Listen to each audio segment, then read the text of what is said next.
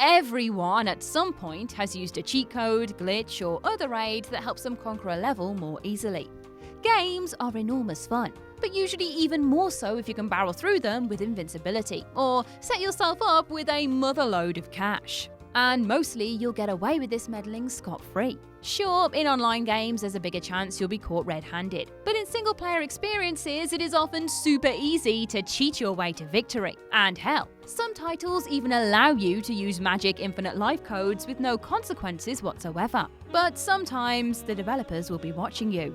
Sometimes they'll expect you to cheat in a particular way or in a particular section of the game. And sometimes they'll be prepared for it. From decades-old titles like GRADIUS 3 to recent hits like Batman Arkham Asylum. Video game creators know that we are all just a bunch of lazy assholes who want to complete things as quickly and easily as possible. And for that reason, they laid some neat little traps in their games to call out or punish cheating players. But you wouldn't know anything about that now, would you? I am the prospering Ash from WhatCulture Gaming, get it, because cheaters never prosper, and these are 10 video games that knew you would try to cheat. 10. Persona 3. Cheaters never win. Developer and publisher Atlus was so confident that a section of its player base would try and cheat its way through Persona 3 that they recorded and implemented specific voice lines that will trigger if the game detects any sort of exploit. This doesn't happen all over the game, mind you, but on certain occasions, characters like Mitsuru will rattle a series of lines that chastise you for trying to cheat. "I trusted you, I can't believe you cheated," they say. "Cheaters never win," and "I'm very disappointed in you," to name a few. Ouch, right in the self-esteem. It's quite a mild punishment and the game doesn't halt your progress or anything like that, but for some reason, hearing those adorable anime characters get angry with you somehow makes you feel like you've committed an unspeakable crime. 9. Animal Crossing. Mr. Resetti.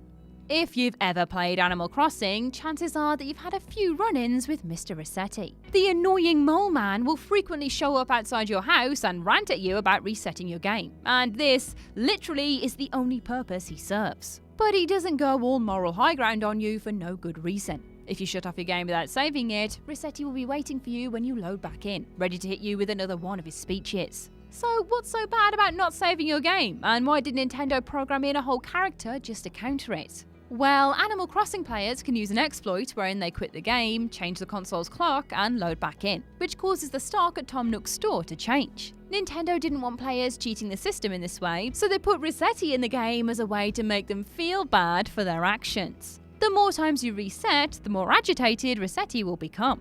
At one point, he'll even tell you to go to bed early, and that staying up late is for chumps. He is insanely annoying, but then again, that's kind of the point.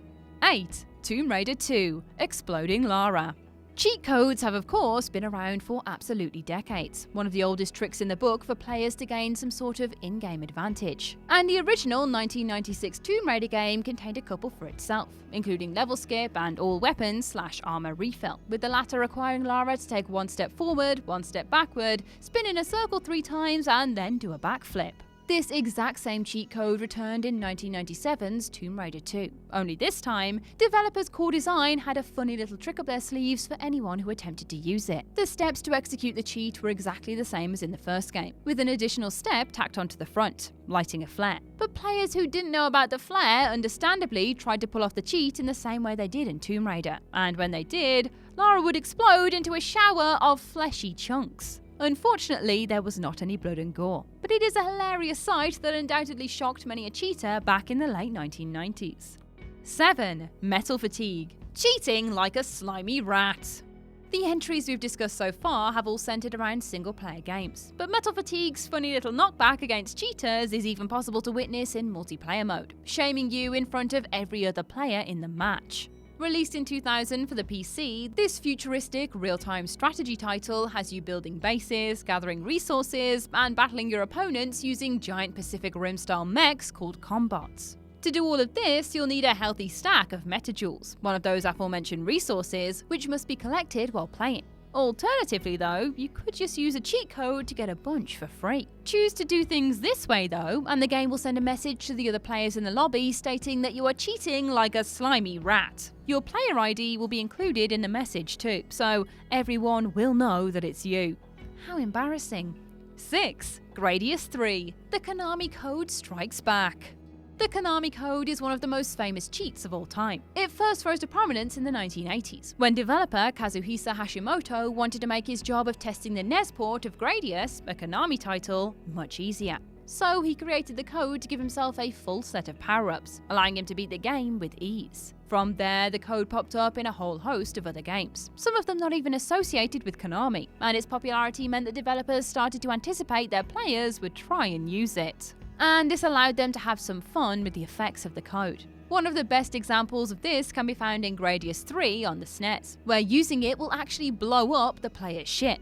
This effect can be bypassed by switching up a few of the inputs, but because the majority of players would obviously not know that, they would go ahead and type in the traditional Konami code, expecting some sort of cool buff, and watch their ship turn into a ball of fire. 5. Portal. Cheated.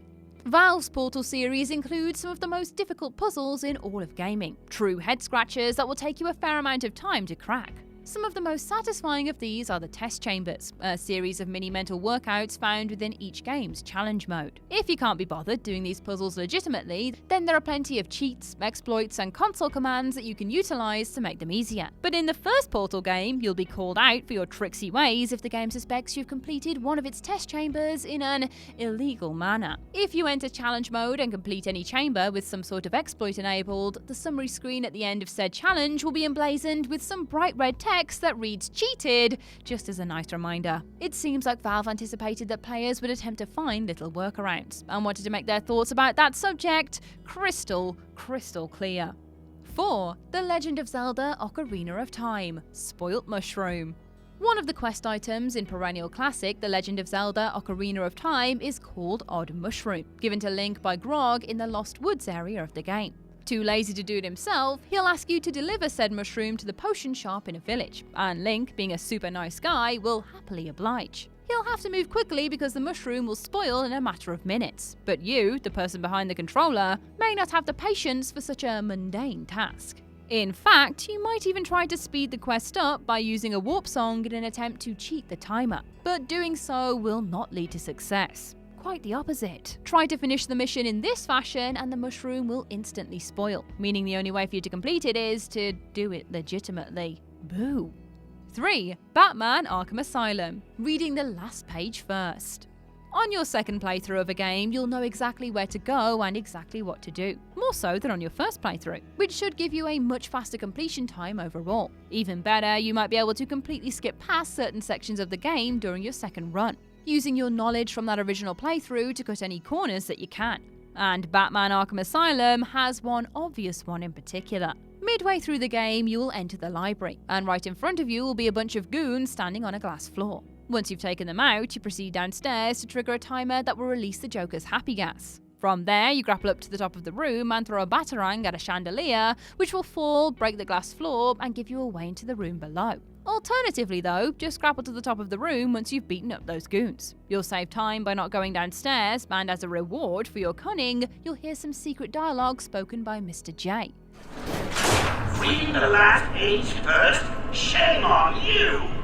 Rocksteady undoubtedly realised that a lot of players would choose the cheat way of finishing this portion of the game and put the dialogue in as a fun little Easter egg. 2. Metal Gear Solid. Don't use auto-fire! At one point in the original Metal Gear Solid, Snake will be captured and held hostage by Revolver Ocelot, before Ocelot proceeds to torture him. In the lead up to the torture, however, the villain will explain some of the game mechanics to Snake, and as a result, to you. He'll tell Snake to press the surrender button to submit and the resist button to regain his strength, whilst also pointing out that he hasn't saved his game in a while and that it will be game over if he dies. But the thing that is relevant to this list is his statement, "Don't even think about using auto-fire, or I'll know." To survive the torture scene, you have to repeatedly mash the aforementioned resist button to keep Snake alive. However, some players wanted to save their fingers some blisters and use auto-fire to simulate that mashing for them, cheating their way through the segment. But clearly, Konami anticipated people resorting to that tactic. It wasn't just a hollow warning. There have been reports from some auto-fire users that Snake dies immediately. It seems to be on a controller-by-controller basis though, so maybe you'll get lucky and auto-fire will work for you, but why risk it? 1. BANJO-KAZOOIE. Grunty's Code Vengeance. This one is a little harsh. Rare's original Banjo-Kazooie game looks all adorable and cartoony from the outside, but try and mess with certain cheat codes and the game will bite back at you with absolutely no restraint. And hell hath no fury like Gruntilda the Witch, who will have some serious beef with you if you use any of the exploits that alter her castle. She won't yell at you, attack you, steal some of your items, or do anything else like that, no. She'll actually take the drastic measure of deleting your save file. Use 2 of the offending cheat codes and you'll receive a warning that your hard-earned progress will be erased should you use a 3rd. At first, it seems like a joke, but nope. Enter that final code and it is time to say bye-bye to your valuable save file. Rare knew that people would use the cheat codes and this is how they plan to deal with it. Fortunately, if you're playing the game on the Xbox 360, then this doesn't apply. But N64 users, beware of that old hag Grunty. And that's our list. What other sneaky cheats could you not get past your games? Share your thoughts in the comment section below. I've been Ash and this has been WhatCulture. Don't forget to like, share, subscribe and come back again soon for some more lovely gaming content. Thanks for watching.